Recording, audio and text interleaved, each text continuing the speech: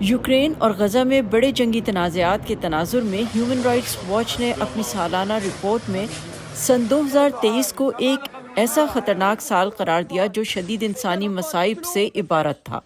تنظیم نے کئی ملکوں کی جانب سے اپنی پسند کے مطابق غصے کے اظہار پر کڑی تنقید کی ہے، جو کہ بقول HRW ہر کسی کے لیے انسانی حقوق کو خطرے میں ڈالتا ہے۔ کچھ ریاستیں بجا طور پر 7 اکتوبر کو اسرائیل کے خلاف حماس کے عسکریت پسندوں کی جانب سے خوفناک حملوں پر تنقید کرنے کے لیے تو تیار ہیں، لیکن وہ غزہ میں اسرائیلی فوج کی طرف سے کی جانے والی زیادتیوں کے خلاف بولنے کو تیار نہیں۔ امریکا اور کئی یورپی ممالک سمیت اسرائیل کے مضبوط ترین حلیفوں نے اسرائیل کے اپنے دفاع کے حق کی حمایت کی ہے۔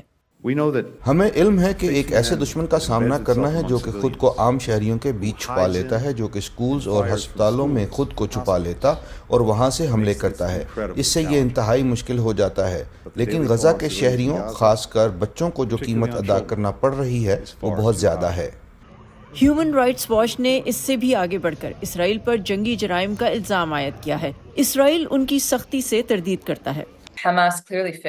7 اکتوبر کو حماس واضح طور سے قانون کے مطابق اپنی ذمہ داریاں پوری کرنے میں ناکام رہی، لیکن ہم اسرائیلی فوج کی طرف سے بھی ایسا کرنے میں ناکامی دیکھ رہے ہیں۔ ہم نے ارادتاً پانی، ایندھن اور بجلی کا منقطع کیا جانا اور انسانی امداد کی ترسیل پر پابندیاں دیکھیں۔ یہ صاف طور سے اجتماعی سزا کی ایک مثال ہے۔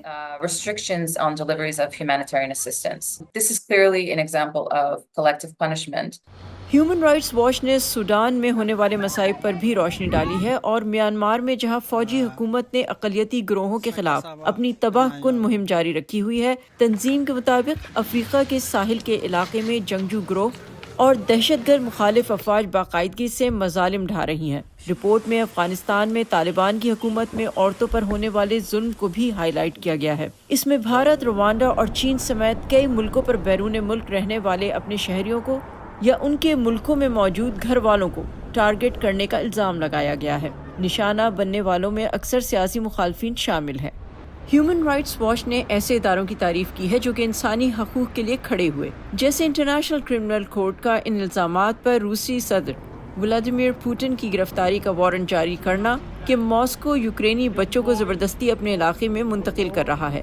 اس میں برازیل کی سپریم کورٹ کے ایک فیصلے کو بھی اجاگر کیا گیا ہے جس میں آبائی افراد کے اپنے روایتی زمینوں پر حق کو برقرار رکھا گیا۔ ہنری رجویل کے ساتھ صبا شاہ خان، وائس آف امریکہ۔